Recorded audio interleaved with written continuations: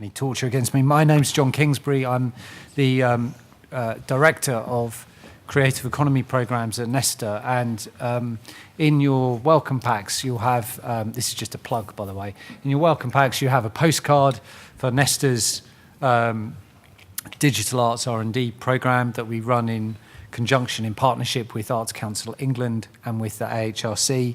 If you don't know about the fund, there's a URL on that postcard, but I'm around after to answer any questions about that. That's the plug over with. I'm delighted to invite you, very happy that you're here to talk about framing digital art. I think the first thing I'd like to say as chair is really that there are a few contentious issues that I don't necessarily agree with in this kind of blurb about digital art. First of all, digital art in itself is arguably a contentious definition, which is often used but not often understood, or at least people have different perspectives and definitions of what they mean when they say it. But also in the blurb here it says, this is a world for which traditional cultural institutions can appear too slow, out of touch, ill-equipped, and independent online communities often take the place of cultural agencies.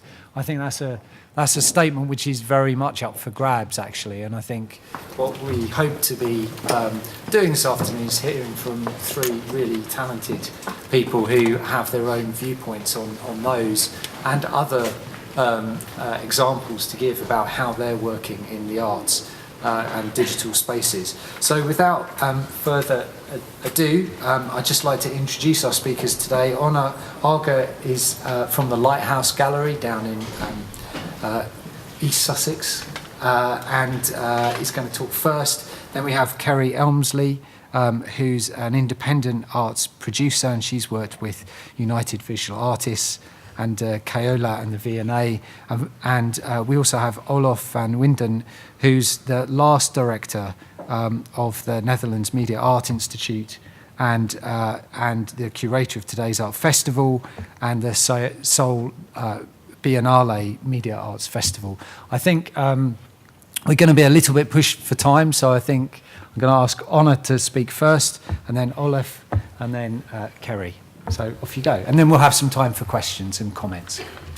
Okay, everyone. Well, firstly, I just wanted to say thank you to Don for chairing this session. A very big thanks to Tom and Drew and the whole FutureEverything team for this amazing conference. I feel very privileged to be amongst such amazing peers.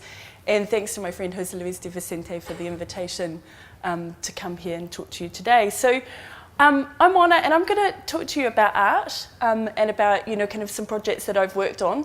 And I know that you probably won't be able to see all of the text and whatnot on the screen, so I've put a website together that basically has pictures and links to everything I'm going to talk about, so you can just let the images flow over you.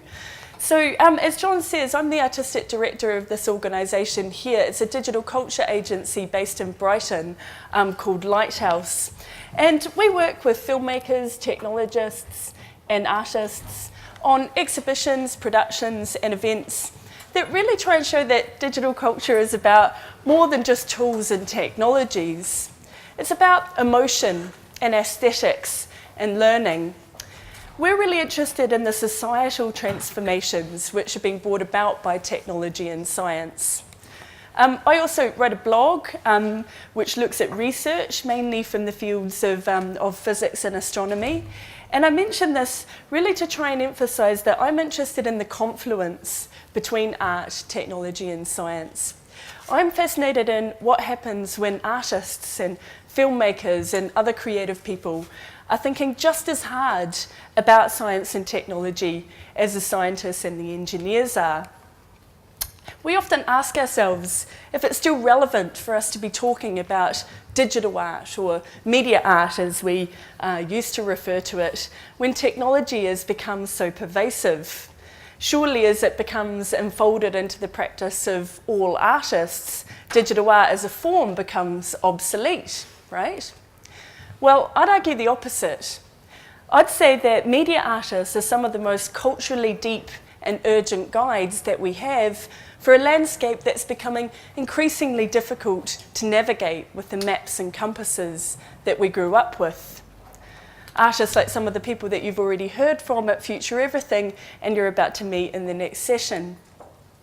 Today, I want to talk to you about how media artists are the veritable canaries in the mine. They're detecting weak signals about how our technologised world is shaping up.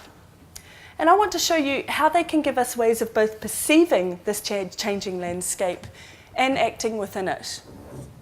So to kick us off, we're looking here at an installation called Genesis, which was made by the Brazilian media artist Eduardo Katz in 1999. It's a very complex artwork that explores the relationship between biology, belief, technology, and ethics. And amongst its many facets was this, which you probably can't read here, but basically this is a sentence from the Bible which has been translated into Morse code, and then it's been converted into DNA. Now, this sort of seems to suggest to us that DNA could be used as a data storage mechanism. 13 years later, the media exploded with this, news of a book encoded into DNA. This was proof of concept that DNA is indeed being considered the storage mechanism for data of the future. And it comes over a decade after Eduardo Katz suggested the same thing. Now, this is not an isolated case study. The examples of where media art seems to have pointed to exactly what's about to happen in technology space are legion. So much so that the artist Golan Levin has put together a whole website documenting what he refers to as media art prequels. So what's all this telling us? Are we to believe that media art has predictive powers, much like those ascribed to science fiction writers? Well, no, I'd argue that the reality is much more subtle than that. I'd argue that media artists, like science fiction writers, are fluent in what Lev Manovich calls the language of new media.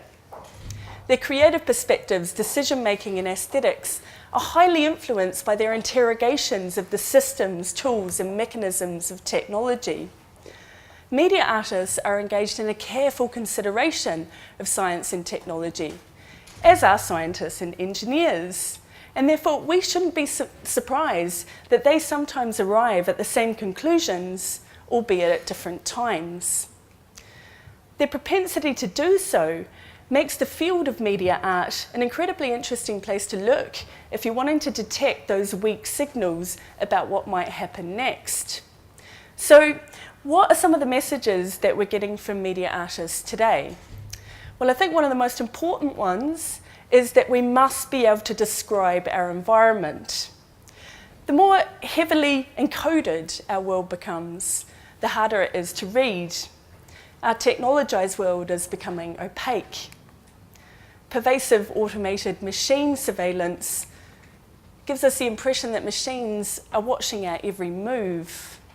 As we've heard today, algorithms are loose on the stock market. They're automatically carrying out trades. Entire cities are being planned for the exclusive use of machines. And as technology becomes more ubiquitous, our relationship with our devices is becoming ever more seamless, and our technical infrastructure is becoming ever more invisible. We now refer to the vast server banks which store our personal data as the cloud. And this really implies a kind of a de-solidification of infrastructure that, as we can see here, is very much bricks and mortar. So ingrained has this cloud metaphor become that a recent survey revealed that over half of all Americans think that bad weather affects cloud computing. That's true. As Theresa May would say, I'm not making this up. In reality, if you're looking for where the internet really is, you'd be better off looking here, under the sea, because our digital world is enabled by thousands of miles of submarine cables, this quintessentially 19th century technology. They transport data from building to building, from continent to continent. We passively rely on this infrastructure for the information and communication that helps us orientate ourselves in the world. But we're dangerously unaware of how it works. We can't even see it. It's invisible.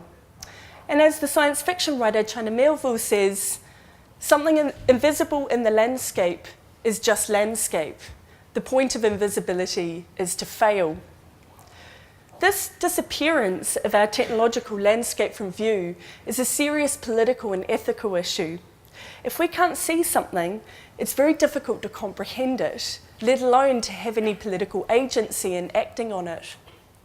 So for the past 2 years, my organisation, Lighthouse, has been thinking very hard about this and undertaking a series of curatorial investigations into those invisible infrastructures that make up our world. This began in 2011 with the exhibition Invisible Fields, which revealed the radio spectrum, the invisible environment that enables telecommunications technologies.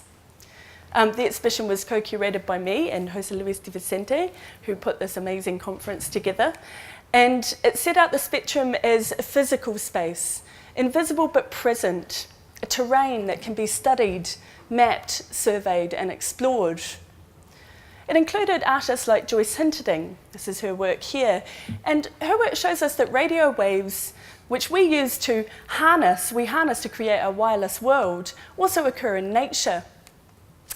And artists like Semiconductor, who explore these invisible, naturally occurring radio waves which resonate through our world. This is 20 Hertz, which we co-commissioned for Invisible Fields, and it's a depiction of a magnetic storm happening in the Earth's upper atmosphere. Those storms are caused by the sun interacting with the Earth's ionosphere, and what you're hearing here is very low frequency radio waves which have been converted into sound, which Semiconductor have then visualized as a sea of vibrating particles. So they're enabling us to both see and hear what would otherwise be unavailable to our senses. It also included pieces by practitioners like Rafael Hemmer and Timo Arnell, and their work gives us tangible encounters with imperceptible technologies. This is beautifully explored here in Immaterials, Timo Arnell's piece, which visualizes Wi-Fi technology, which, as we know, is essential to our experience of contemporary life, but is largely invisible to us. This invisibility carries with it implicit philosophical dangers. As Timo himself has recently eloquently written, intentionally hiding technology, smoothing over the edges and the seams that make technical systems what they are, leads to a loss of understanding.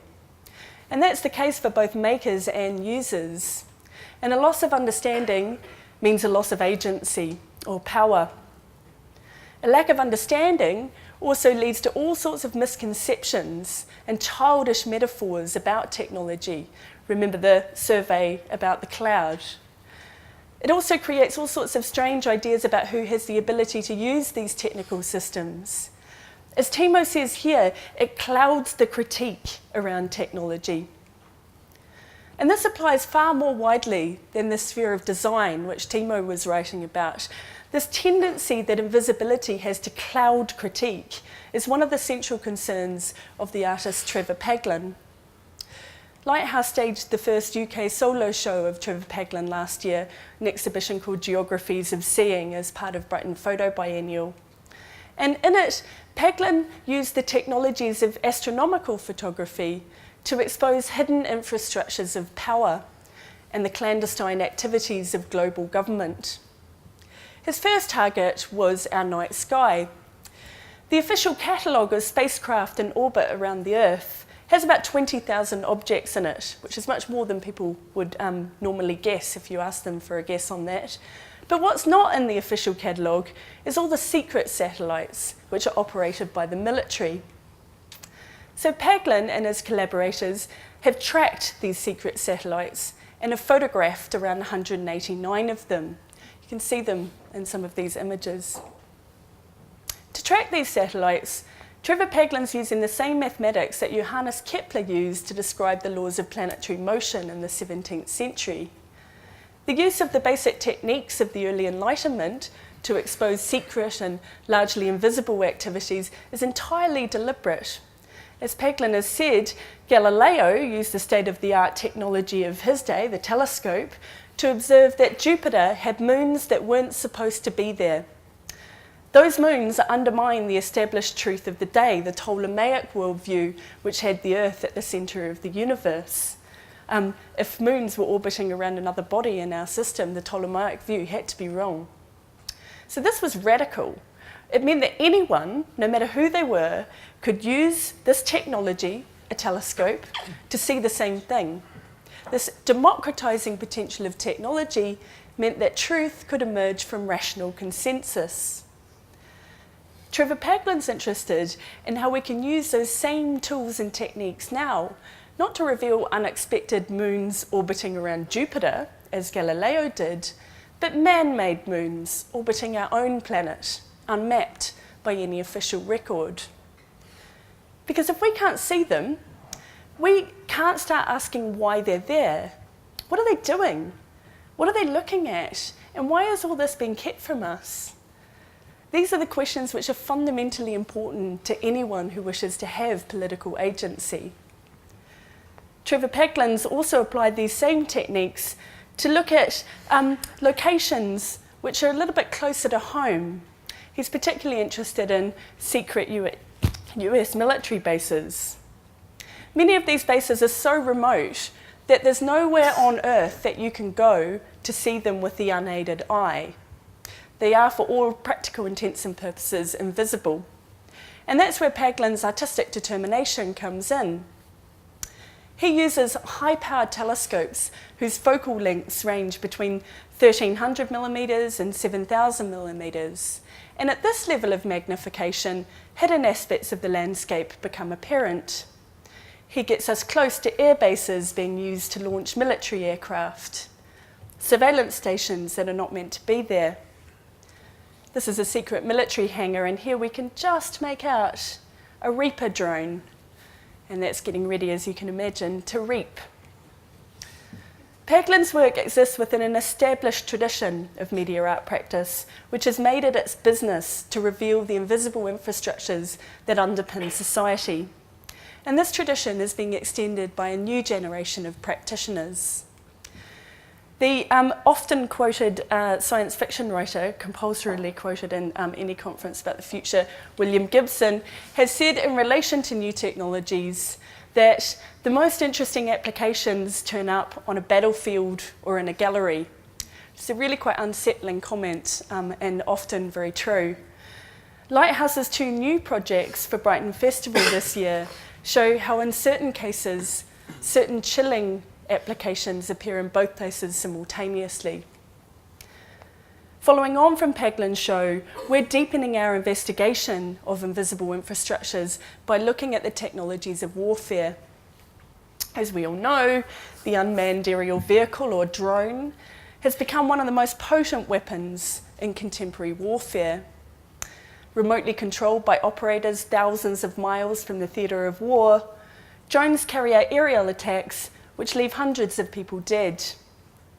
They're one of the most controversial weapons of war, partly because of their ability to operate unseen and to strike without warning. The artist and technologist James Bridle has created a series of projects that attempt to reveal the presence of drones in our landscape. This is Dronestagram, and for this project, James collected photographs of the locations of drone strikes and shared them on the file service Instagram. The images of deserted, barren landscapes and abandoned buildings have a sobering potency juxtaposed with shots of cats and parties, which is what we more normally see on Instagram. But it's what we don't see that give these images their emotional power, the mortality. For his latest public intervention, which we've commissioned for Brighton Festival this May, a military drone will make an eerie incursion into the daily lives of Brighton residents. It will be an outdoor one-to-one drawing of the kind of drone used by the US military above battlefields around the world.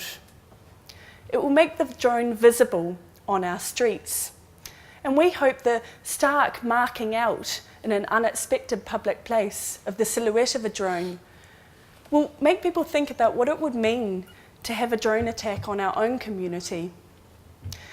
As James says, we all live under the shadow of a drone, though most of us here are lucky enough not to live in its direct fire. But the attitude they represent of technology used for obscuration and violence, the way they distance us from morality and culpability and create the impression that other people's lives have lesser value than our own, this should concern us all. And emphasising why these metaphors of invisibility are so dangerous, James stresses the drone itself could be seen as analogous with the network. It's an invisible, inherently connected technology allowing sight and action at a distance. So this is a political issue. We need media artists because they enable us to see the technologised landscape for what it is, tangible, material, and crucially made by us. They insist we must not only be able to read it and perceive it, we have to learn how, as Julian Oliver would have said if he was here, describe it. Because it's only then that we can have political agency in this rapidly changing world. And let's not kid ourselves just how rapidly the world around us is changing. I want to end just by commenting that we're speaking here about framing digital art, but some of the most urgent work being made today is being produced with the materials of the post-digital age. So this is an invisible machine. And I know that even on this sort of quite small screen, it looks like an electrical engineering circuit. It's actually an example of what I consider to be the most transformational technology of our time, synthetic biology. This is a genetic logic circuit designed to identify cancer cells and make them self-destruct. It's a virus which has been programmed by scientists, and it uses Boolean logic to, if you like, ask cells that it meets 5 questions. And if the answer to all of those 5 questions is yes, it identifies the cell as cancerous and it self-destructs. So, clearly a very different way of thinking about cancer treatment than the one that we currently use. This is not speculative design. This is a real experiment made in 2011 using standardized biological building blocks called biobricks. They're doing rapidly for biology what Arduinos did for electronics. The makers in the room should probably understand just what that means. And this was presented most recently, not in a biomedical conference, but in a media arts venue. This is Adam Rutherford presenting that amazing logic circuit at Lighthouse. You see, media art's been actively surveying and mapping this new landscape for years. In the past couple of years alone, the most important media art festival, the Ars Electronica, has awarded prizes to artists making solar-powered 3D printers, artists making paintings with nanotechnology, artists making radio stations with bacteria, artists inventing sailing drones that collect oil from spills. These are the people who are actively engaging with the dominant social, political, and environmental issues of our day. So if we're looking for guides through this intriguing moment that we find ourselves living through, we should look to media artists. You've probably just met one of the best ones in the world upstairs, to critical engineers, and to speculative designers. They're the cartographers who can help us describe the uncertain features of the near future landscape and take us beyond the failure of invisibility. Thank you.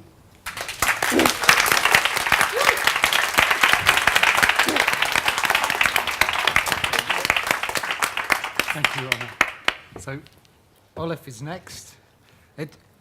Just as we change over, one of Anna's messages there is really that things happen before, or artists are able to explore things that happen before other areas of mainstream.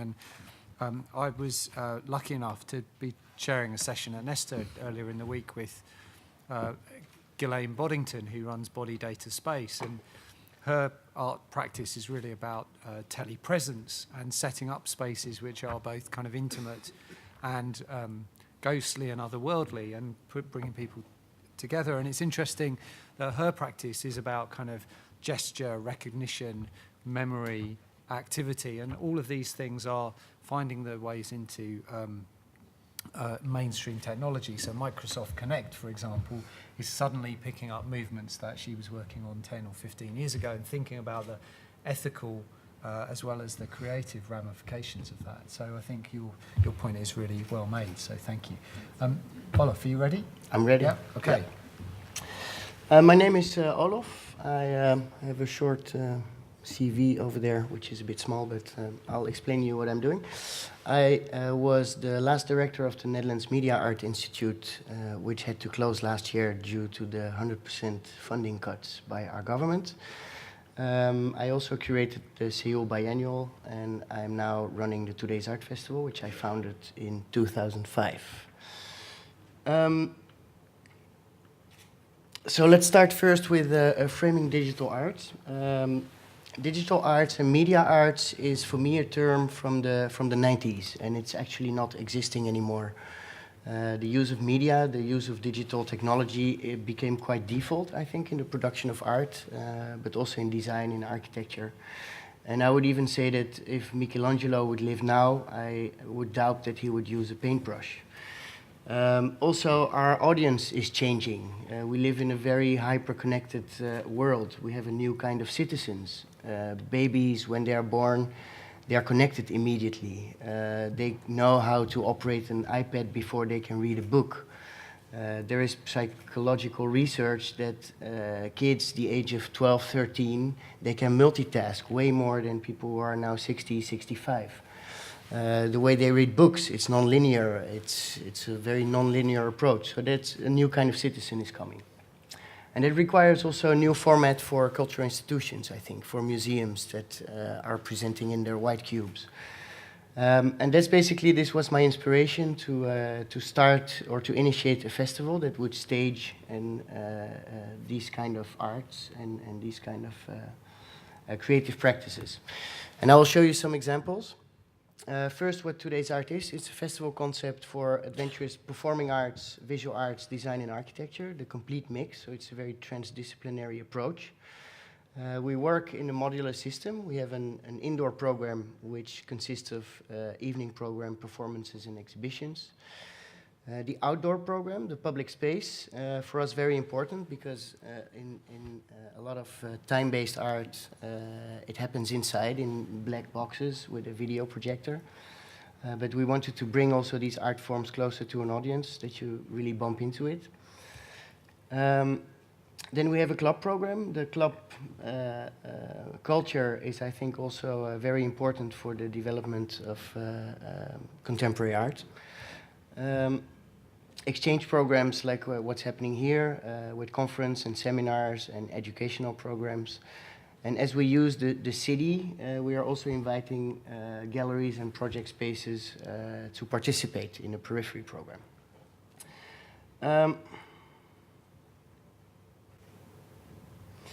So what's our approach? We are presenting a cutting-edge, transdisciplinary and diverse program. I think that every festival is trying to present something cutting-edge. But for us, this transdisciplinary approach is very important. Like I said, media art or just framing a certain discipline is not what the artist is also interested about. You see a lot of musicians who create visual arts and visual arts who are in sound design and things like that. And with this diversity in disciplines, we also have a multi-level approach. So there is a very academic program, but also programs that are more accessible to a general audience. Involving the public space is important, like I told you, and activating the local community. In this model, we use the local cultural infrastructure of a city, which can be in any city actually. We use the city as an interface by activating the cultural and social infrastructure, not only the buildings, not only the cultural institutions, but also the artists and the collectives who live in this city. And we're trying to amplify the architecture, the surrounding basically. And the last element is that we have strong substantive campaigns, not only on the aesthetic sides, but they are quite often political. And I'll show you some examples, and I'll tell you about the results of these examples also. So now some examples of what we do in the public space, which is completely transdisciplinary approaches. Sometimes even the technology is very analog. Let's go first to this one.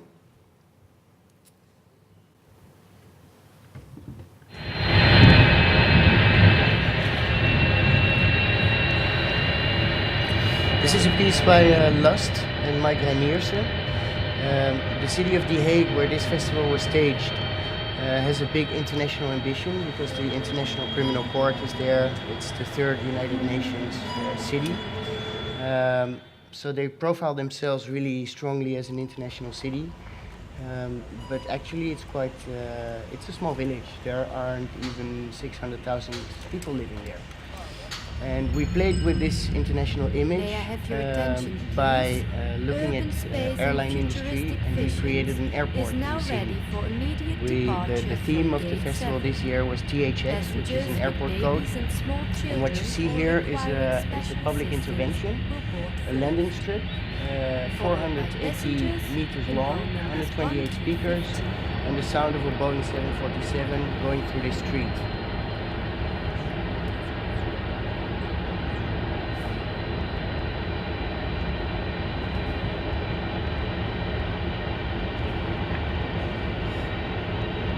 Some background on this project. We tried to record the engine of a real Boeing 747, but there is so much Doppler effect in a jet engine. Doppler effect is when sound is adding up. That killed all the recording technology. So instead of a Boeing 747, we used a vacuum cleaner and amplified this sound into, I mean, it's the same principle actually. The speakers were facing against the wall so that we recreated this Doppler effect in the street. Here's one of the first media facades in the world, an analog media facade with letters. And we projected the departures and the arrivals of flights, which was the start and the beginning of programs.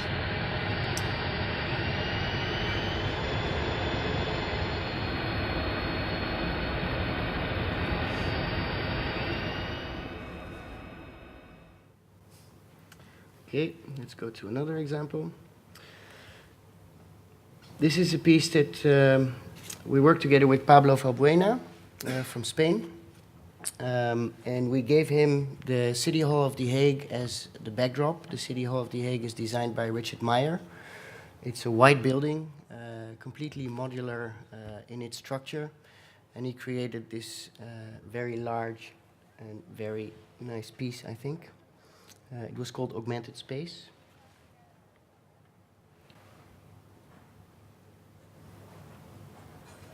We all know video mapping nowadays. I think Pablo was one of the first using this technology. And I think he differentiates himself a lot from most of the video mapping scene because he's very subtle and is actually really augmenting the architecture. There's no pop music behind, and it's not flashy at all.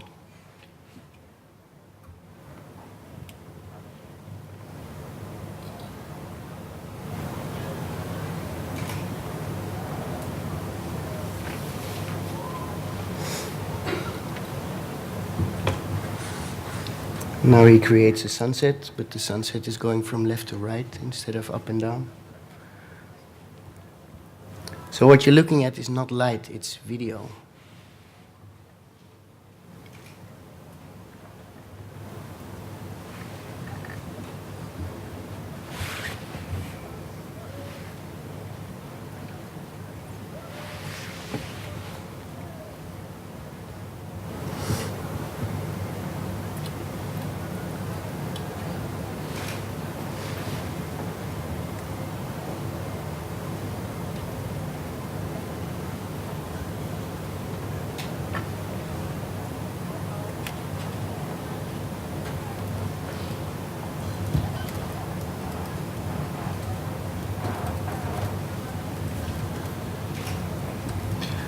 And Olaf, these are digitally created images? Completely, Yeah, yeah. completely virtual, yeah.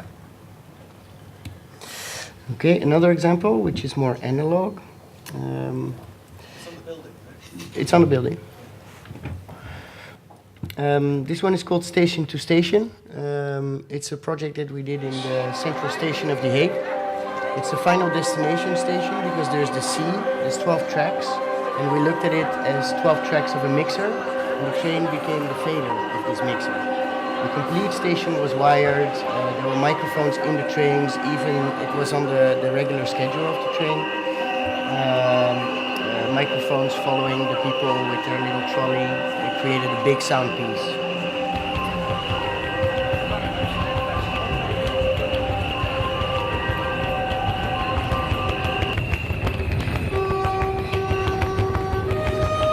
Even the conductors were using their horns. And this was in the most heavy traffic time of the day, at 6 o'clock in the evening. So we had volunteers at every station before Central Station to warn the passengers that they would enter a sound piece or be in arguments.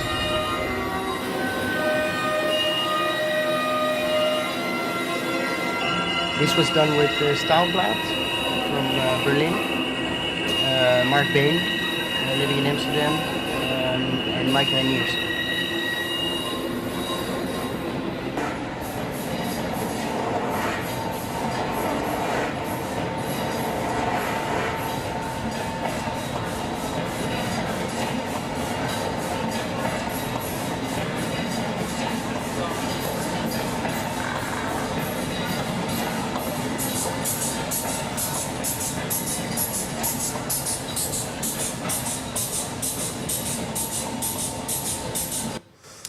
Okay, and the last project I wanted to show you is a project with Raumlabor and Rethink. We did it last year. Both recycle architects, Raumlabor from Berlin, Rethink from The Hague. They created a vortex, and the symbol behind this, last year we had severe budget cuts in the Netherlands. A lot of cultural institutions had to close, including one I was directing in Amsterdam. And the symbol behind this is that we gathered trash, we collected trash from closing institutes, and we built a new temporary cultural institute with a bar and a DJ booth in there, actually on the spot where the city wants to build a new cultural forum for 180 million, and at the same time they are cutting on culture, on the content, so basically they think that a building will save the culture.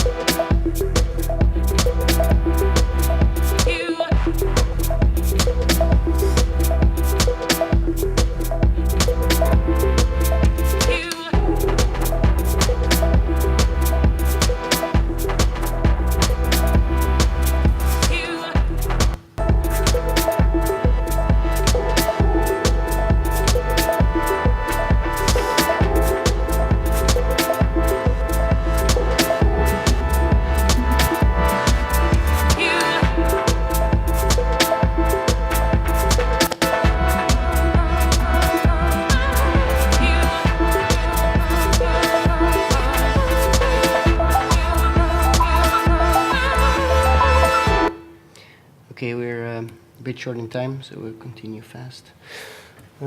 These are some images. Last thing I want to tell you is a little bit about the campaigns. Here, for example, you have the campaign when we were focusing on airlines and The Hague as an international airport. This one was during the year. This is actually the spot where the city wants to build a new cultural institution.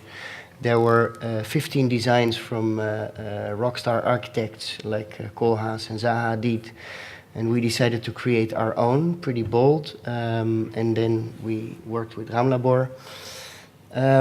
And this one, I think, is an important one in the history of today's art. I told you before, the city of The Hague is hosting the International Criminal Court, so it's the city of peace and justice. And we played with this city marketing slogan. We made it into the Hague International City of Conflict. There were some images of the city hall with a bomb crater. So basically bringing the conflict very close to home. We see it on TV and it looks all fine, but when it comes close, it does something else. This is the Peace Palace. Conflict has also a lot to do with power. So you have the dictator and the suicide bomber. We had some viral videos on YouTube. Holy fuck. De camera gaat daarop richten. Dat is het vredesbewijs.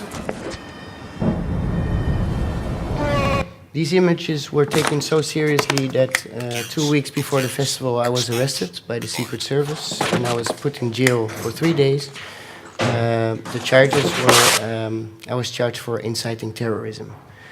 That showed that something is going on in our society and in the Netherlands, especially as a very tolerant and open country. And I think this is exactly what we're trying to do, to use art as a reflection on society and on the world around us. I think I leave it there. Thank you very much, Olaf.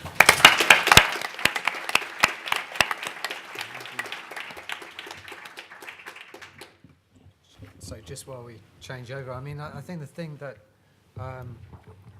I took from Olaf's piece, which really built on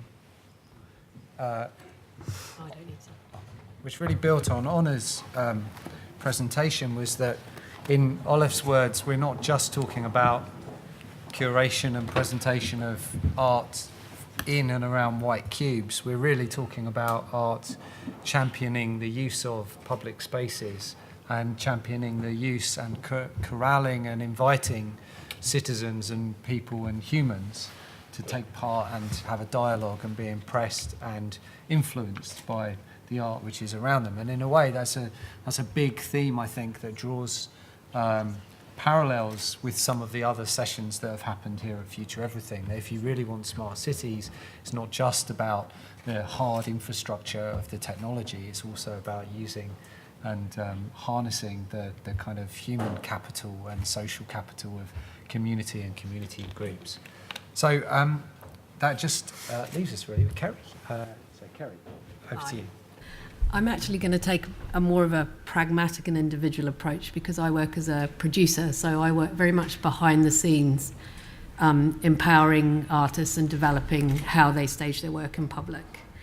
And some of the questions that we've been asked to deal with is about the relevance of institutions and how artists distribute their work in this sort of really fast, connected world, which you all are part of.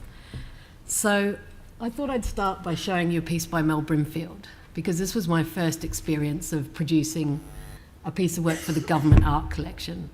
And I don't know if you all know, but our nation actually collects a considerable amount of art in our name and on our behalf. And around that collection goes an entire, body of rules and regulations and, practices that I was never aware of before. So in the sort of arguments that we make for why is an institution slow, why is it hard to access and understand these things, when I talked to the curator, he was like, but you don't understand. The most important thing about this piece of work is what happens to it after the artist is dead. So it was my really, really important point for me to start, is that, I don't know if many people who are making right now really consider that. And this curator from the Government Art Collection made me really think about that. And then moving on to the great outdoors and the relevance of public art in why, we need money to make things and why the public want art, or in many cases don't want it. This piece is by Mira Kalex, and she's primarily a sound artist, and she's recently sort of started making physical sculpture. And I produced this with her, and it was part of the Cultural Olympiad, which I'm sure, you know, post-Olympics, everyone's got something to say about. Now, we knew we're going to have the Olympics for, 5 years, 6 years? This piece of work was made in less than 6 months, and we weren't the only artists who had to deal with that kind of timeline. And we put this work in, thanks to the Mayor of London, in a very unexpected place, and in a place where there isn't normally art. And we were expecting to find a lot of resistance. You know, this is out in Redbridge in Zone 5, in a park where no one cares about art. There is no art. And we, you know, during the time we were building it, people coming up and, you know, what's the point, and what a waste of public money, and, you know, shouting at us and writing abusive things in the visitor book and all of that kind of stuff. But after the 3-month period, you know, making a sculpture out of stones for 3 months is kind of a paradigm in itself. But when we took it away, all the people who would be walking past us every day while we were making it, telling us we were stupid, actually said, oh, why are you taking it away? Why is it going? Why can't you leave it here? We like it now. We want it.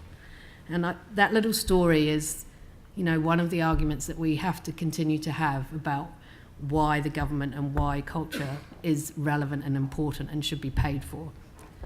And I just wanted to move on to this piece by United Visual Artists called Chorus. And this project actually exists because of some very bold and brave organisations who exist sort of outside of their big institutional structure. The work was commissioned by Opera North, and it was done to inaugurate a new space for them. And it took us a year, and they believed in us. And when we said we're going to make 8 5-metre pendulums that are going to swing above your audience's head really fast, they seemed to say, don't worry about it, it's fine, it's going to be good. And when we didn't turn it on until 10 minutes after the opening, they didn't seem to worry about that either. So, you know, great kudos for organisations like Opera North who, you know, allowed that work to happen and paid for it to happen. As you know, many of you, when you develop a project for the first time, it's not always what you want it to be. It's not always perfect. And we had the opportunity to improve it and develop it further through Artichoke, who are another organisation who I greatly admire, because they take work into public spaces and kind of completely transform a city for a very short period. And Helen Marriage and Nikki, her partner, you know, they make incredibly bold curatorial choices, and they've supported many artists I work with. Now, instead, Helen used her voodoo power to convince Durham Cathedral that it would be a really great idea to put some pendulums above there in their World Heritage site. And they did, and we did, and everyone was really, really supportive of it. But, you know, when you deal with World Heritage sites, there's a lot of frayed nerves and people quite terrified. So the results were really worth it. And then onward, we took it on to the Wapping project in London, which is another example of actually a non-publicly funded venue where Jules, who runs the space, uses the restaurant she runs to fund her space. So those are kind of 3 really different environments that allowed a work that was the most ambitious work UVA had made at that point, which was 2009, to exist and develop and grow and succeed. And I think we probably had about 100,000 people see that piece shared between those 3 stagings. Conversely, this is a piece called Fragment, which is a new permanent work by UVA. Why I've put this in here is because I wanted to raise the question of private commissioning as well as public art. Because I guess my case to all of you is that it's a mixed economy, and if you want to survive and thrive, you have to be able to navigate your way through both very traditional cultural institutions and private money and corporate money. And I think with the mix of all of those, you can have a vibrant and a healthy career as long as you maintain your integrity and your conceptual approach and your rigour. A great example of a kind of corporate, I would say, supported project is the Creators Project, which some of you have been part of, was sponsored by Intel, developed by Vice, and toured the world for 2 or 3 years actually, and probably hit over 1 million physical visitors. You know, this piece here was under the Brooklyn Bridge, entirely paid for by the Creators Project. We had, I think, 40,000 people in 12 days, you know, and they facilitated and enabled that, and not once did anyone ask us to talk about Intel or anything like that. In fact, the conversation we had with Intel was very much with the research labs, and so it was a two-way process. So I would argue that that particular project is a really, really good example of someone had a good idea in marketing and actually let it happen and didn't try and control it. Now, I have no idea what Intel's take on it now is, but all I can say for the artists who took part in it, they had a really great time. They made work that they wanted to make, and they didn't feel compromised. So perhaps someone from the other side could make a different statement later, and I really honestly don't know what the legacy is, but the point is we got to make work and we got to show it to people.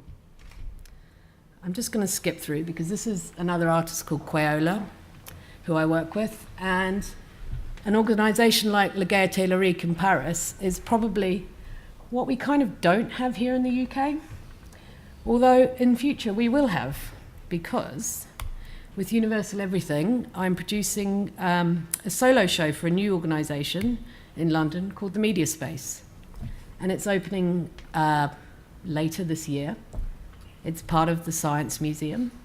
It's responsible for a national collection of lens-based work. And another part of their programming, who Hannah Redler is the head of, is to champion and program work by people like you. And we are very excited about it.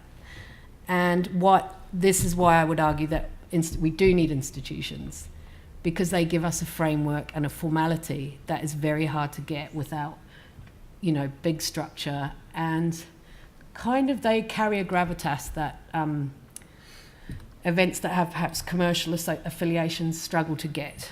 And I'm just going to briefly touch on other ways of sort of surviving and making your work collectible. Is a new platform, well, Sedition, which some of you may have heard of. They sell editions of digital, well, art on a digital platform, but they sort of function on that basis of collecting, the very old-fashioned basis of collecting a limited edition piece of work. And it's, you know, I actually really like it. I have a Samsung Smart TV, I have a collection, I bought some. I like owning stuff, and I'm happy to give them some money so I can own it. So I just wanted to put that out there because I think I like what they do, and I think they're bringing on some really interesting artists, and I like how they're using a kind of art market model that can be really inaccessible to people and actually making it accessible. And as we're running out of time, I think I might conclude with a very neat conclusion that it's a plural world, and as long as you can create with integrity, meaning, and have time to develop, and you're not sort of compromised by those things, and you're willing to fight for it, entertaining a kind of more commercial engagement with a corporation or an organisation that you would normally, in a traditional model, rule out, is probably worth exploring, as long as you're quick on your feet and you have people to kind of watch your back, and your intellectual property remains yours no matter what anyone says. And as long as you back that up, I think it can all work for us. That'll do. Thank you.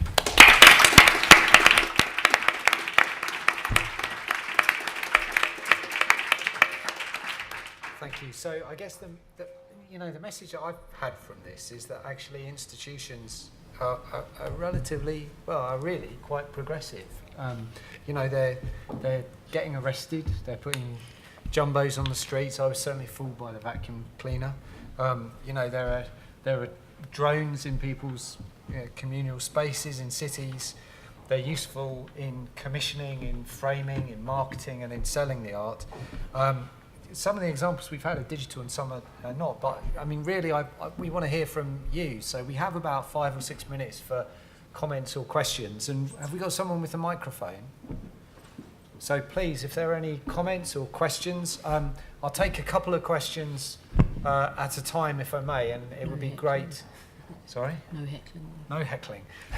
And if you could, when you get the microphone, if you could just say who you are and where you're from before you ask a question, that would be great. There's a chap. Oh, there's one there, and then there's one there, please. Thank you. Hi, good afternoon. It's Peter Harty from Poetic Republic. I'll just say first off, as I'm first person, that was a brilliant panel there, so really enjoyed all those presentations. I think for myself, and I think I see where the original text was coming from, and that is there seems to be quite a almost like a divide between a sort of curational camp and then another camp, which is what we were hearing about yesterday, which were the platforms and the many-to-many relationships. And I think the text here was really coming from that point, that in a lot of the traditional organisations, there's an unwillingness to develop those platforms of interaction. But those platforms of interaction are actually going ahead. Thank you. And there was a question from here. Hello, I'm Joel Gethin-Lewis from Hellicar and Lewis.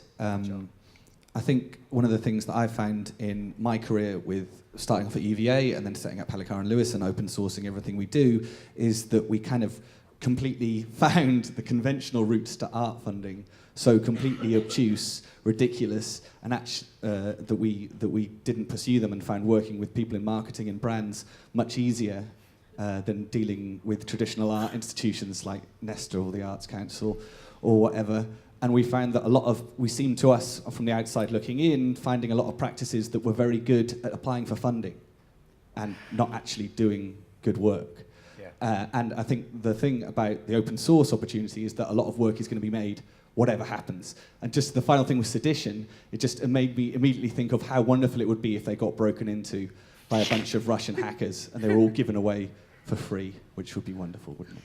Thank you very much. Thanks, Joel. So that first question about curation versus platforms and how do you increase the platforms for curation or activity? I mean, as chair, I'm impartial, I guess, but I think what is interesting is that some arts organisations like New Art Exchange in Nottingham, for example, has used kind of crowdfunding around curation in the last year to experiment with that. And I think while they found that quite challenging, because it does upset the apple cart for curators, it is an example of experimentation. But I don't know, what do the panel think about that point? I think, there was a really interesting moment where we started having this conversation at the platform session yesterday, and then we didn't have time, so we'll probably pick it up tonight at Ideas of Theft, right? Yeah.